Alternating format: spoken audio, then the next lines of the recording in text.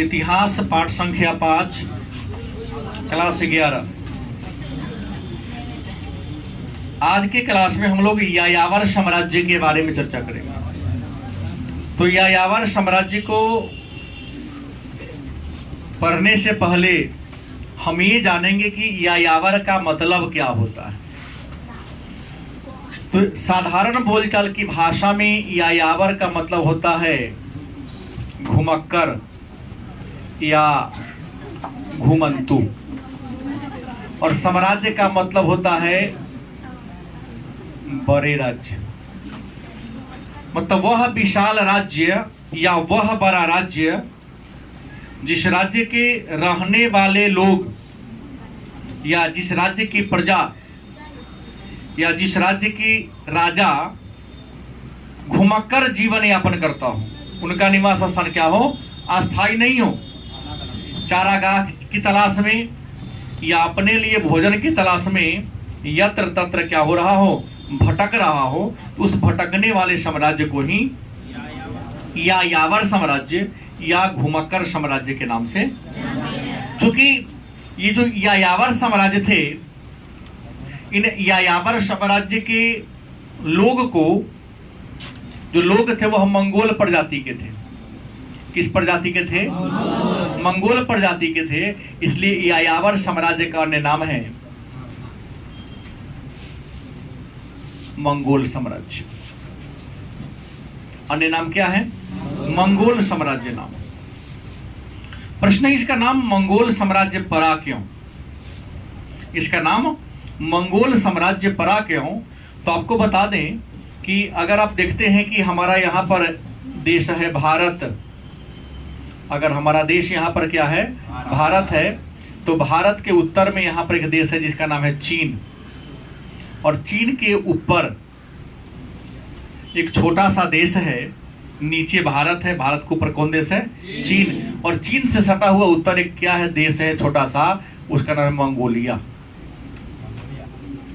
Mongolia जिसकी राजधानी Ulan बटोर, और मंगोलिया की साइड में पूरा रूस पड़ता है। रूस का एक क्षेत्र साइबेरिया जो बहुत ही ठंडा प्रदेश है।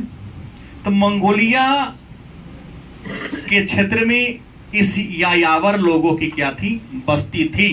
इसी मंगोलिया के क्षेत्र में क्या होते थे, सब रहते थे, इसलिए इसका नाम पड़ गया मंगोल साम्राज्य।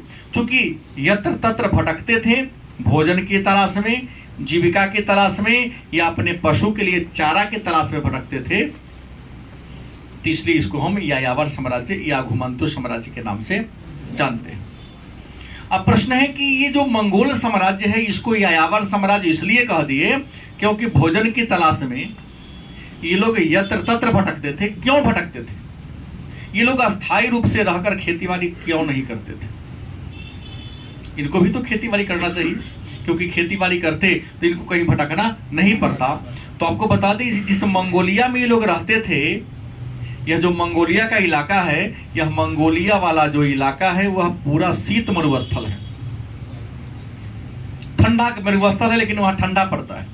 वहां मिट्टी नहीं है, पथरीली जमीन है, जहां घास तो उगता ही नहीं है। मिट्टी के अभाव के कारण, या वर्षा न होने के कारण, या बहुत ज्यादा ठंडा पड़ने के कारण घास तो उगता ही नहीं है, तो चावल गेहूं उगेगा? तो ये लोग खेती बाड़ी नहीं करते थे, क्योंकि यहाँ का जलवायु, यहाँ की मिट्टी, मंगोलिया की जलवायु या मंगोलिया की मिट्टी, या ये लोग साइबेरिया क्षेत्र में रहते थे, रूस के स्टेपी क्षेत्र में रहते थे, यहाँ की जलवायु, यहाँ की मिट्टी खेती बाड़ी के लायक नहीं थी। इसलिए लोग खेती बाड़ी क्या करते थे? नहीं करते थे। तो खेती बाड़ी नहीं करते थे, लेकिन परमात्मा ने तो इनको पेट देकर धरती पर भेजा, तो पेट को भरने के लिए कुछ न कुछ तो क्रियाकलाप करना होगा। तो ये लोग पेट को भरने के लिए, अपने जीविका के लिए क्या करते थे? शिकार करते थे। क्या करते थे? शिकार करते थे, और शिकार के साथ साथ ये पशुपालन भी करते थे। शिकार के अलावा क्या करते थे? पशुपालन। पशुपालन का मतलब क्या होता है? पशु को पालना। और शिकार का मतलब क्या था? मैंने पशु को मारकर उसको भोजन के रूप में क्या करना? शिकार करना। बस समझ गए? पशुपालन मतलब पशु को पालना, शिकार का मतलब क्या होता है? पशु की हत्या करके उसे भोजन के रूप में क्या करना? ग्रहण करना। ये इनका काम था। इस पशुपालन और शिकार के अलावा ये लोग एक और काम करते थे, उसका नाम था व्यापार। क्या नाम था? व्यापार। व्यापार का मतलब क्या होता है?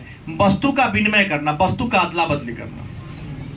हम आपको सामान देंगे, उसके बदले आप भी मुझे सामान दोगे, तो उसे वस्तु विनिमय प्रणाली कहते हैं। मतलब सामान से सामान का अदला बदली क्या कहलाता है? वस्तु विनिमय प्रणाली। लेकिन रुपया से, पैसा से वस्तु का यदि आप अदला बदली करते हो, हमने आपको पैसा दिया, उसके बदले आपने मुझे क्या दिया? सामान दिया, तो इसको मौद्रिक प्रणाली के नाम से। और ये मंगोलिया क्षेत्र में रहने वाले या यावर साम्राज्य के लोग या मंगोल साम्राज्य के लोग व्यापार भी करते थे। मैक्सिमम रूप से ये लोग शिकार करते थे, पशुपालन करते थे। मंगोलिया के क्षेत्र में, रूस के साइबेरिया के क्षेत्र में, स्टेपी क्षेत्र में 12 महीना में 9 महीना ठंडा पड़ता था। 3 महीना वहां का मौसम साफ रहता था। वो भी 3 महीना में इतनी ठंडी पड़ती थी कि खेती बाड़ी करना संभव। तो ये लोग 9 महीना बैठ कर खाते थे और 3 महीना अगल बगल में जाके क्या करते थे? शिकार करते थे। 3 महीना भरपूर खाते थे, दिन में 10 बार 12 बार, और 9 महीना एक बार ही भोजन करके, एक बार दिन एक बार रात करके काम चलाते थे। याद रखेंगे, हम लोग सामान्य लोग हैं, और जो करोड़वा जिसको कहते हैं उसको यायावर कह सकते हैं, घुमंतु कह सकते हैं, क्योंकि वो भोजन की तलाश में यत्र तत्र क्या होता भटकता है।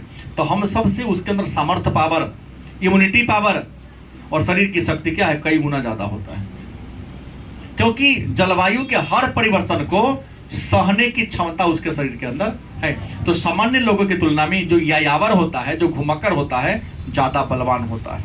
उसकी इम्यूनिटी पावर जो होती है हमसे कई गुना क्या होती है। इसके पीछे के हर प्रकार के जलवायु को झेलने की उसके अंदर क्या है? क्षमता है। वो बहुत ज्यादा ठंडा को भी झेल लेता है, बहुत ज्यादा गर्मी को भी झेल लेता है। इसके अलावा वो जो भोजन करता है, उसके भोजन में प्रोटीन ज्यादा है, मांस ज्यादा खाता है, और मांस में प्रोटीन बहुत ज्यादा मिलता है। तो इस कारण भी वो सब क्या होता है? ताकतवर थोड़ा सा ज्यादा होता है। तो ये लोग शिकार, पशु पालते थे। अब कहोगे सर पशु कौन कौन पालते थे? तो ये लोग पशु में पालते थे घोड़ा, हाँ ऊंट, हाँ भेड़, बकरी। घोड़ा, ऊंट, भेड़, बकरी, क्योंकि ये ऐसे जानवर हैं जिनको कम चारा की जरूरत होती है, और इन चीजों को पानी की जरूरत भी क्या होती है? इन पशुओं को पानी की भी जरूरत कम होती है। ऊंट इसलिए पालते हैं कि रेगिस्तानी क्षेत्र था, और ऊंट को रेगिस्तान का क्या कहते हैं? जहाज कहते हैं। ऊंट यदि एक बार पानी पी ले तो विषम परिस्थिति में वह 6-7 दिन पानी नहीं पिएगा, फिर भी काम चलेगा। सृष्टि का एकमात्र ऐसा जीव ऊंट है जिसके बॉडी में परमात्मा ने ऐसा शक्ति दे दिया है कि अपने बॉडी का टेम्परेचर ठंडी में बढ़ा सकता है और गर्मी में टेम्परेचर को घटा सकता है। वायुमंडल का टेम्परेचर अगर 50 डिग्री है तो ऊंट अगर चाह ले तो अपने बॉडी का टेम्परेचर 40 डिग्री कर सकता है, 35 डिग्री कर सकता है। ठंडी ज्यादा बढ़ गया है, 0 डिग्री टेम्परेचर आ गया, जहां जीना संभव नहीं है, तो ऊंट अपने बॉडी का टेम्परेचर 15 डिग्री कर लेगा, उसको ठंडी लगेगा ही नहीं। अरे किस तरह इसका पैर में जो होता है गद्देदार होता है, बालू पर इसका पैर हलता नहीं है, बड़ी तीव्र गति से चलता है, इसलिए इसको रेगिस्तान का क्या कहते हैं? जहाज कहते हैं।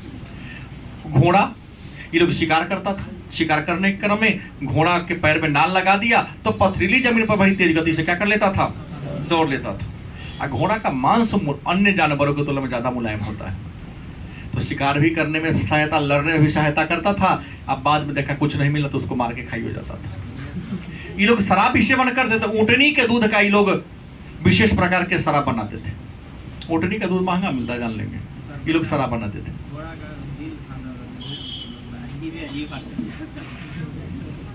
भेड़ बकरी इसलिए कि भेड़ बकरी ऐसा है जो 1 वर्ष में 2-2 बार बच्चा दे देता है, 6-6 माह पर 2-3 बच्चा दे देता है, तो उस पर खर्च भी कम करना पड़ता है, उससे मांस की प्राप्ति ज्यादा हो गई। तो ये लोग करता क्या था कि व्यापार भी करता था, शिकार भी करता था, पशु को ही पालता था, लेकिन जीवन यापन के लिए कुछ बिजनेस भी कर लिया करता था। चूंकि मंगोलिया में रहता था, मंगोलिया सटल कौन देश था? मंगोलिया से सटा हुआ देश कौन था? चीन। तो ये लोग शिकार 3 महीना खूब बढ़िया से किए, और 3 महीना में शिकार करने के क्रम में बाल, पशु का खाल माने चमड़ा, हड्डी और जंगली उत्पाद को जमा कर लेता था। अब बाकी 9 महीना जब इसको ठंडी होता था, शिकार नहीं मिलता था, तो 9 महीना में क्या करता था? चीन में जाकर अपन सामान को क्या करता था? बेचता था। चीन में सामान को बेचता था और उसी से चावल दाल खरीद के क्या करता था? खाता था। लेकिन सब इतना बर्बर था, अताताई था, लुटेरा था कि व्यापार करने जाता सिद्धांत अपन थोपता था। नहीं समझे बात? कि मेरे सिद्धांत पर आपको व्यापार करना पड़ेगा।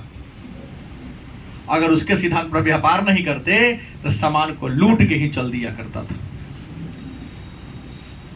खेती बाड़ी करता था चीन के लोग, काटने का समय होता एक बार झुंड में जाता था, कट ले चल आता था, बड़ा बदमाशी करता था।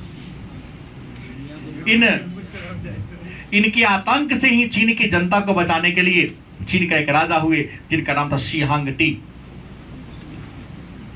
शी हांगटी चीन का एक राजा हुआ। इस शी हांगटी ने लगभग 6000 किलोमीटर लंबा चीन के पश्चिमी किनारा से लेकर पूर्वी किनारा तक लगभग 6000 किलोमीटर लंबा एक विशाल दीवार का निर्माण करा दिया, जिसका नाम था चीन का विशाल दीवार। ईंट पत्थर इन सबसे बनाया गया है, और कहा जाता है यह जो दीवार है वह लगभग 22 फीट ऊंचा और 20 फीट के आसपास क्या है, चौड़ा है। इतना ऊंचा बन गया कि अब लांघ के आना संभव नहीं हुआ। बात समझ गए? हालांकि एक आध बार मंगोलों का सबसे बड़ा नेता हुए चंगेज खान, जिन्होंने दीवार बनने के बाद भी दीवार को लांघ कर दूसरे माध्यम से रास्ता करके चीन में लूटपाट मचाया। लूटपाट मचा करके चीन में भी मंगोल साम्राज्य क्या क्या कर दिया? विस्तार कर दिया। क्योंकि आज चीन एक है जो इस क्षेत्रफल के दृष्टिकोण से एशिया महादेश का सबसे बड़ा देश कौन है? चीन ही है। ऐसे जनसंख्या में विश्व का नंबर 1 आज भी है। लेकिन चीन उस समय 3 भाग बटा हुआ था, उत्तरी चीन, मध्य चीन और दक्षिणी चीन। पूरे चीन पर मंगोलों ने क्या कर लिया? दबदबा कर लिया। ये क्या करता था? जंगली उत्पाद को देता, इससे व्यापार करता और सौदा थोपता, लूटपाट करता। इसी लूटपाट से बचने के लिए चीन के विशाल दीवार का निर्माण कर दिया। और चीन का विशाल दीवार इतना ऊंचा और इतना बड़ा है कि विश्व के 7 आश्चर्यजनक चीजों में तीसरा नंबर पर इसका स्थान है। क्योंकि अंतरिक्ष से समुद्र के अलावा कुछ भी दिखाई नहीं देता है, केवल देखा तो वहीं बड़का बड़का टापू सब है। लेकिन मानव के द्वारा बनाया गया एक ही चीज अंतरिक्ष से दिखाई देता हो, कौन है? चीन का दीवार। एवरेस्ट की चोटी नहीं दिखाई देती है जो लगभग 9 किलोमीटर ऊंचा है, क्या जी? लेकिन चीन का दीवार अंतरिक्ष से क्या होता है? इंसान नंगी आंख से देख लेता है। इसको विश्व के 7 आश्चर्यजनक में से एक में दर्जा। ताजमहल नंबर 1 पर है। विश्व में 7 आश्चर्यजनक चीज है ना, उसमें अपने इंडिया का ताजमहल, जिसका निर्माण शाहजहां ने श्वेत संगमरमर पत्थर से उत्तर प्रदेश के आगरा शहर में यमुना नदी के किनारे 4 बाग शैली में कराया है, वो नंबर 1 स्थान पर है। शायद इतना सुंदर विश्व को कोई अन्य चीज, अजूबा भी ऐसा कोई नहीं है। पहली बार कहीं एक गेट से 4 गो गेट है, उसमें इस गेट से घुस गए, गारंटी नहीं गेट से निकलवे कीजिएगा, क्योंकि सबकी बनावट हूबहू एक समान है। खैर मुद्दे पर आइए। तो हमने कहा कि विशाल दीवार का क्या कर दिया? निर्माण कर दिया। लेकिन एक बात था, ये जो मंगोल थे ना, कबीला में रहा करते थे। क्या रहते थे? कबीला में रहते थे। कबीला के नेता को सरदार कहा जाता था। कबीला के नेता को क्या करते थे? सरदार कहा जाता था। और सरदार तय करता था कि कबीला का नीति, कबीला के लोग क्या करेंगे। हर कबीला का एक गुरु होता था, राजनीतिक और सांस्कृतिक गुरु होता था। कबीला के गुरु को कहा जाता था उरगुरु। कबीला के गुरु को क्या कहते हैं? उरगुरु।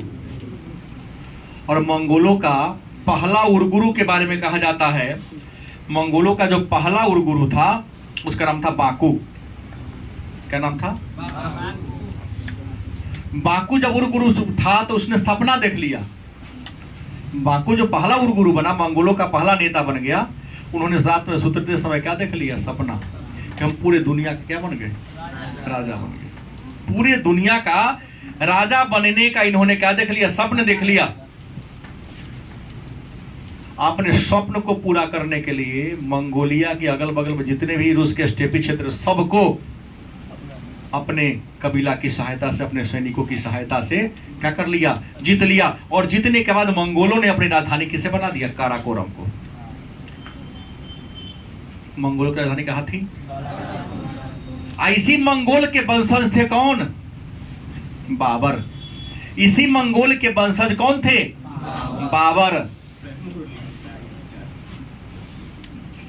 इसी मंगोल का वंशज एक और था कौन? तैमूरलंग। क्या जी, गलती की सही? इसी मंगोल के वंशज बाबर थे। इसी मंगोल का वंशज, सॉरी, तैमूरलंग का वंशज बाबर थे। इसी बाबर क्या किया? तैमूरलंग और मंगोल, इन दोनों का खानदान से जुड़े थे बाबर। और 1526 में पानीपत के प्रथम युद्ध में दिल्ली के राजा इब्राहिम लोदी को क्या कर दिया? हरा दिया। और इब्राहिम लोदी को हराकर दिल्ली में एक नए राजवंश की स्थापना कर दिया, जिसका नाम था मंगोल वंश। तो मुगल वंश। तो मुगल शब्द आया कहां से है? मंगोल से। अब मंगोल कहां से आया है? तो मंगोलिया से। मंगोलिया में रहने वाले लोग क्या कहलाए? मंगोल कहलाए। और चूंकि इसी मंगोल के खानदान के कौन थे? बाबर। तो बाबर ने भारत में 1526 में जिस साम्राज्य की स्थापना कर दिया, उसका नाम क्या पड़ गया? और मुगल साम्राज्य ने 1526 ईस्वी से लेकर 1857 ईस्वी तक भारत पर क्या किया? शासन किया। तो मेरा ये कहना है, तैमूरलंग था। तैमूरलंग तो 1398 ईस्वी में इंडिया पर अटैक किया था। दिल्ली सल्तनत का राज था उस समय। इसका लंग नाम इसलिए कि एक पैर से क्या था? ये लंगड़ा था। एक पैर से क्या था? ये लंगड़ा था, इसलिए इसका नाम पड़ गया तैमूरलंग। दिल्ली पर जब अटैक किया था लूटने के लिए, तो किसने अफवाह फैला दिया कि तैमूरलंग के एक बेटा को क्या कर दिया गया? हत्या कर दिया किसी ने। तैमूरलंग के बेटा को क्या कर दिया? किसी ने हत्या कर दिया। सोच लो, ये लोग हत्या के ठेकेदारी लेता था। इतना बड़ा क्रूर, इतना ज्यादा बर्बर, मैं उन्हें कहली भयंकर बर्बर था ये लोग। इसने सुना कि हमारा बेटा क्या हो गया? मर गया। कौन? तैमूरलंग। तो आदेश दिया सिपाहियों को, दिल्ली के सभी आदमी को कत्ल कर दो।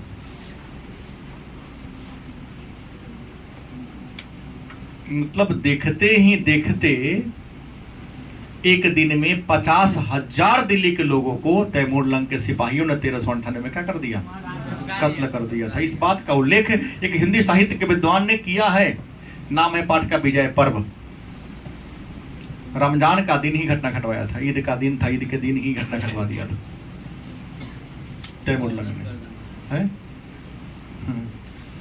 लेकिन एक बच्चा के साहस ने तैमूरलंग के अभियान को रोका, क्योंकि उस बच्चा के घर में घुसकर तोड़फोड़ कर रहा था। बच्चा सेवई वगैरह लाके लौट के देखा ही कौन है, और बाप तो था नहीं। कहा कि हम निकलो घर से, चाकू तेज किए ही से मारेंगे तोरा।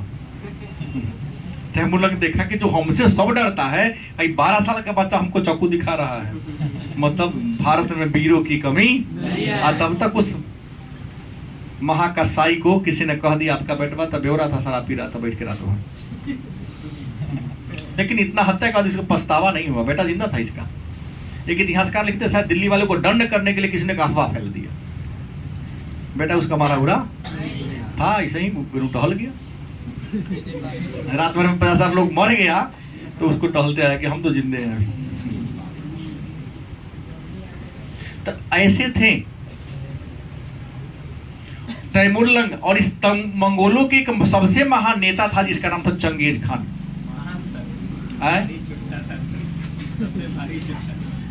चंगेज खान मंगोलों का महानायक कहा जाता है। ये तो तैमूरलंग के भी गुरु। अपने साम्राज्य विस्तार के लिए ईरान इराक के क्षेत्र में मध्य एशिया में इन्होंने अभियान भेज दिया। अभियान में इसके वंशज की हत्या हो गई लड़ाई में। क्या हो गया? लड़ाई भेजा था कि एक राजा को कहा कि हमसे व्यापार वाला संधि कर लो कि तुम भी घुमा कर हम भी घुमा कर, दोनों घुमा कर मिलकर महा घुमा कर बन जाएंगे।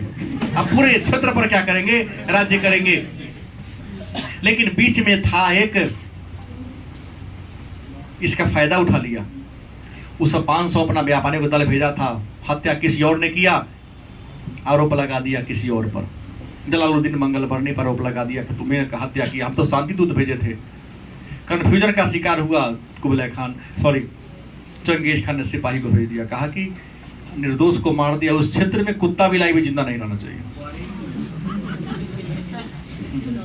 इसलिए मैंने कहा मंगोल बराबर था ये सब। चंगेज खान ने सिपाहियों ने उस क्षेत्र में गया, बचपन से लेकर मृत्यु की अवस्था में पहुंचा बूढ़ा का भी हत्या किया। और सबसे निर्दयतापूर्ण बात तो ये है, अगर आपके पास बीटीसी की पुस्तक हो उसमें स्पष्ट लिखा है कि महिला को भी नहीं बख्शा।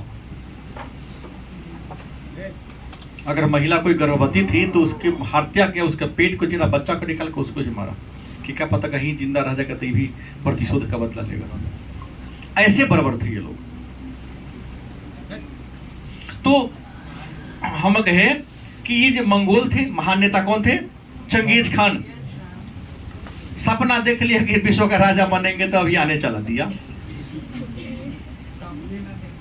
सपने उसको नहीं देखना चाहिए था, आंख में बांस लगा देता कि तकित रहो, नाक बंद होगा ना स्वप्न क्या होगा, क्योंकि तुमको स्वप्न आएगा तो इंसान की हत्या होगी। आगे चर्चा कर चंगेज खान, काराकोरम इसकी क्या थी, राजधानी थी। तो प्रश्नों का ये चंगेज था आखिर था कौन, इनका जन्म क्या हुआ था, इनका वास्तविक नाम क्या था? तो आपको बता दें, चंगेज खान के बारे में कहा जाता है कि चंगेज खान का जन्म 1162 ईस्वी में हुआ था। कब हुआ था? 1162 ईस्वी में। और चंगेज खान के बचपन का नाम था तेमुजीन। बचपन का नाम क्या था? तेमुजीन इनके बचपन का नाम था। इनके जो पिता थे कबीला के सरदार थे, ओलुन ई के, इनके क्या थी? बोरटे। ओलुन इनके माता था, बोरटे इनके पत्नी का नाम था। जन्म के बाद इनके पिता को कुछ कबीलाई सरदारों ने क्या कर लिया? पकड़ लिया और उनकी क्या कर दिया? हत्या कर दिया। भैयारी में सबसे बड़े थे कौन? Genghis Khan. लेकिन जैसे ही शादी हुआ तो शादी के बाद इसको भी किसी मंगोल ने पकड़ के ले गया, इनका विरोध बंधक बना के रखा। इनके पत्नी को भी बंधक बना लिया। लेकिन इनका एक दोस्त था आमू, उनकी सहायता से इन्होंने किसी तरह से उसके बंधक से निकला, फिर अपने पत्नी को भी बंधक से छुड़ाया। और बंधक को छुड़ाने के बाद एक विशाल सेना का गठन कर लिया। और विशाल सेना का गठन करके एक विशाल साम्राज्य, मंगोल साम्राज्य की स्थापना किया। काराकोरम को अपनी क्या बना लिया? राजधानी बनाया। और अपने विशाल सेना की सहायता से अपने सारे विरोधियों का दमन करना क्या कर दिया? हत्या बड़ी निर्दयता से हत्या किया था। हाँ, बड़ी निर्दयता से हत्या करवाया था। मतलब कहने का निर्दयता हमने सीधा कह दिया, मतलब थोड़ा और अच्छा से सुनना तो सुन लीजिए। जैसे विरोधी हैं तो देह में ना होता चबोरा लपेट लेना, चट्टी लपेट देना, लपेट दिया और सुता दिया सबको। ठीक है। सिपाही को है कि देह पर दौड़ा घोड़ा।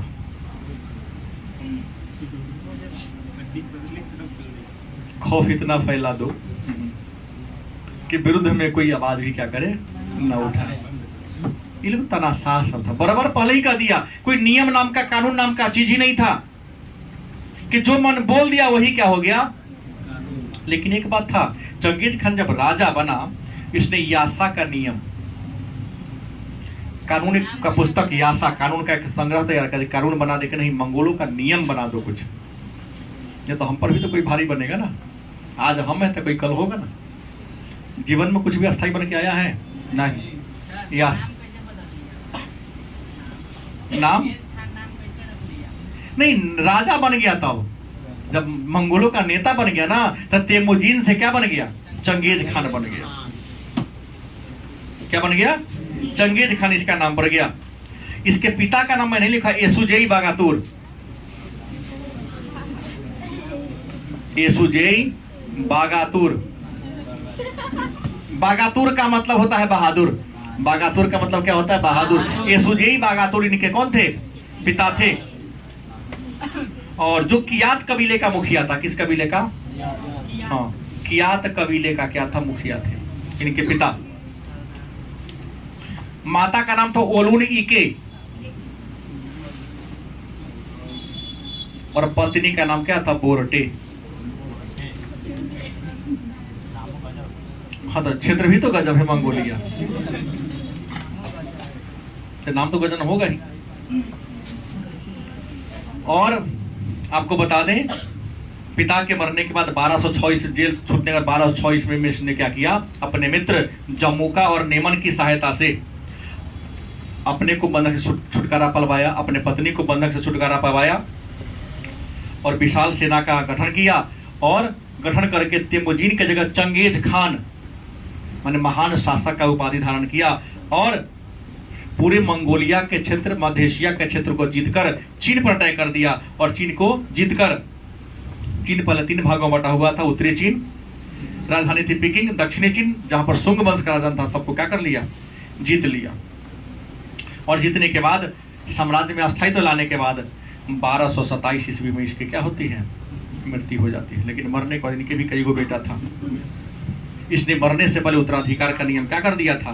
फिक्स कर दिया था, यासा का नियम लागू कर दिया था और कहा कि हमारे मरने के बाद हमारा सारा बेटा क्या कहलाएगा? खान कहलाएगा। क्या कहलाएगा? खान कहलाएगा, क्योंकि सभी राजे रहेगा लेकिन सबका हेड एगो बेटा बनेगा। देखा कि अगर हम सबको कहीं उपाधि खान का न दिए तो मेरे मरने के बाद हमारे बेटे पे आपस में लड़ाई झगड़ा क्या कर लेगा? शुरू कर देगा। सब कट मर के क्या हो जाएगा?